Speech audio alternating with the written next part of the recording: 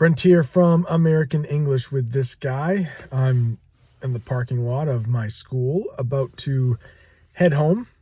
But this morning, I made a lesson for my students about some history topics with some rather difficult English words. And I thought I should put it up on this channel because if you like history, and I know some of you do, and you want to learn a little more English, which I know all of you do, that's why you follow this channel, it might be helpful. So this is like part one.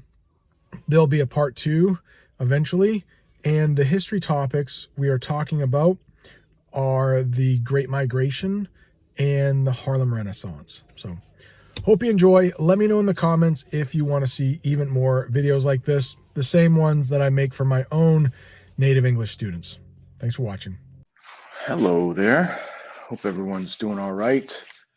I'm back today. It's Wednesday. So the first time we watch this, we might watch this a couple times because it's such an involved article, but for the last couple days, hopefully you've been working on the difficult vocabulary for this article. It is written at a 12th grade level. There were two options for me to choose this article. It was either a 6th grade, which I thought was way too easy, or 12th grade, which I thought was pretty difficult. But if you have an idea of what I thought was the difficult vocabulary, and I think about half of the people have turned in that Google sheet where you wrote down the definitions for the difficult vocabulary. Still a lot that have to be turned in. But we are going to start reading the article today. It is about the Harlem Renaissance. And before we get to the Harlem Renaissance, though, we're going to talk a little bit about the Great Migration. So hopefully you watched that video. It's a pretty short video. Maybe we'll watch it again today about slavery ending. You know, it's a very difficult, long process to go from slavery to actual freedom, the ability to work at a job, to get educated at that job, to make money, to support your family.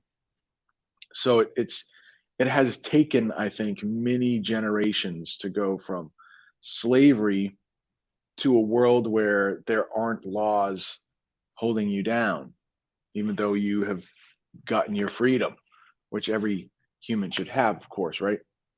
So we're going to talk about a period that is about 70, 80 years later, where there have been a couple generations moving from slavery, where there was no freedom, no extra money, to a couple generations where maybe people have been able to save what little they make, probably from sharecropping, over a couple generations, and the ability to move out of the South where Jim Crow laws were keeping people down, to move to the North where you could still face prejudice, racism, but you might be able to find a little pocket, a little neighborhood, maybe Harlem, and have a little bit of freedom. So that's what this is about, and all the arts that spring up because of that freedom. But we got to start with the Great Migration first, and this article does touch on it a little bit. So let's just take a look at this first paragraph. There are a couple words that I thought might be difficult, and I wanted to talk about them with you, and hopefully you have an idea of them already. But let's take a look. I will start reading and then stop when I think something is important. Well, I think almost everything. You can see the text level is 12th grade. It was time for a cultural celebration. African Americans had endured centuries of slavery and the struggle for abolition. Now, I know this is one that you probably have heard in history class, in Mr. Bim's class. So abolition, an abolitionist is somebody who wanted to end slavery. Have you talked about suffrage, by the way? Suffrage. If you haven't, you will yet. This is not in this article, but anytime you hear suffrage, think about women's right to vote. I think that happens in like 1919. So you're getting close, at least in the whole country. A couple states. I think Wyoming was the first to allow women to vote. But anytime you hear abolition, think um, ending slavery. An abolitionist wanted to abolish. That's usually a verb you'll hear with that. Abolish, to get rid of slavery. All right, next one. The end of bondage had not brought the promised land many had envisioned. Instead, white supremacy was quickly, legally, and violently restored to the New South. When you hear New South, think of the South after the Civil War, where 90% of African Americans lived. Starting in about 1890, so about 25 years after the Civil War ended, after slavery ended in this country, like officially. But again, I've said it, don't think of it as like the magic solution. Ah, slavery ends, everybody's all good. No, of course not. African Americans migrated to the North in great numbers. This great migration eventually relocated hundreds of thousands of African Americans from the rural South to the urban North. Many discovered they had shared common experiences in their past histories and their uncertain present circumstances. Instead of wallowing in self pity, the recently dispossessed ignited an explosion of cultural pride. Indeed, African American culture was reborn in the Harlem Renaissance. So dispossessed, man, um, there were some tornadoes, right? Um, recently in Kentucky, that's making a lot of news. So a lot of people will be dispossessed after that, like um, don't have a house, like you're up and moving.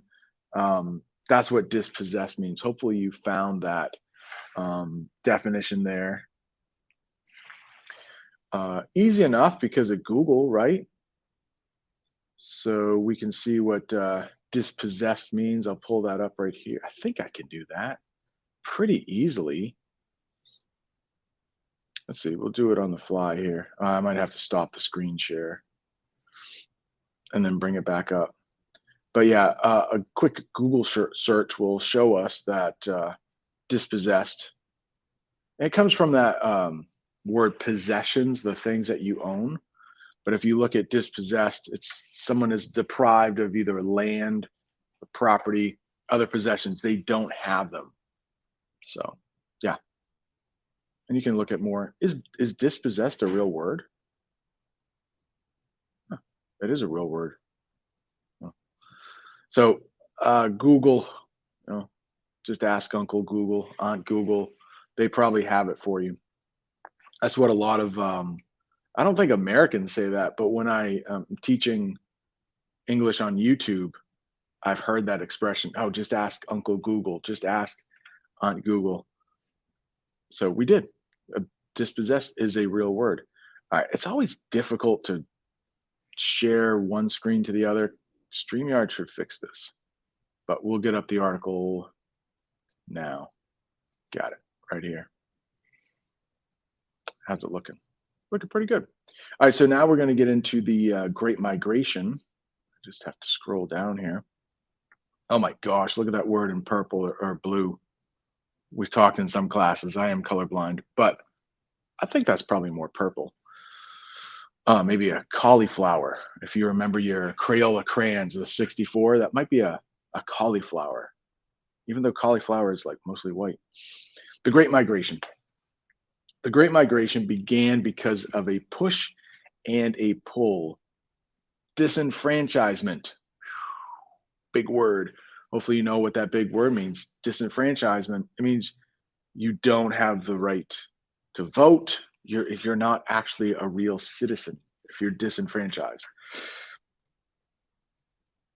And Jim Crow laws, hopefully by now you know what Jim Crow laws are, led many African Americans to hope for a new life up north. Hate groups and hate crimes cast alarm among African American families of the Deep South.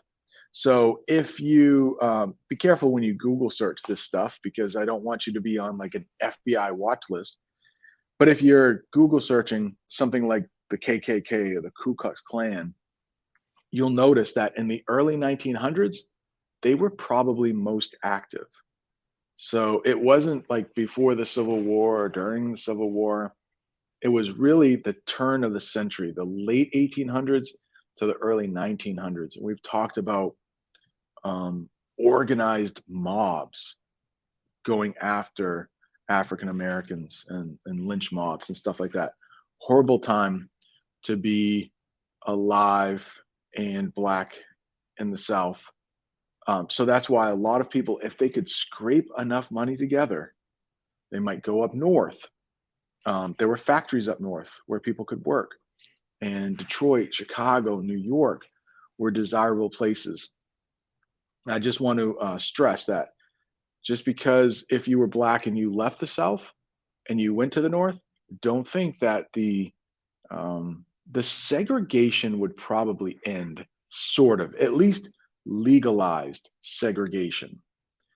But you still might live in an all black neighborhood. Excuse me. Excuse me.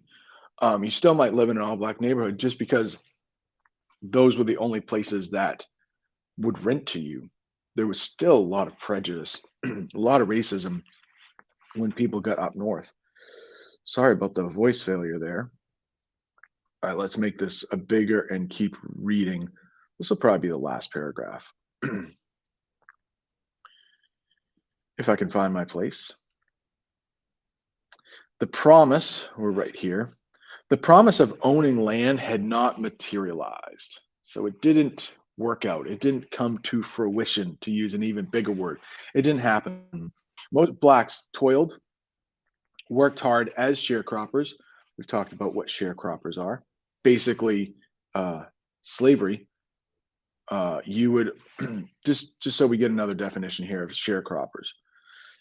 So when the Emancipation Proclamation was signed by Abraham Lincoln, it officially made slavery illegal in all of the United States.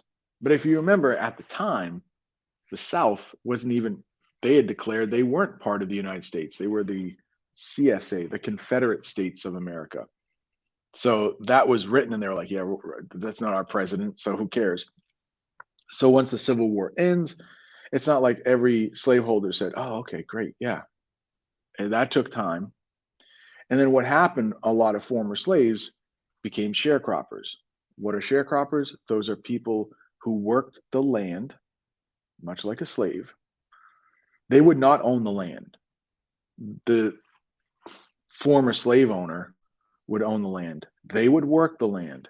They would give a huge percentage of what they grew back to the landowner, who would then in turn make money.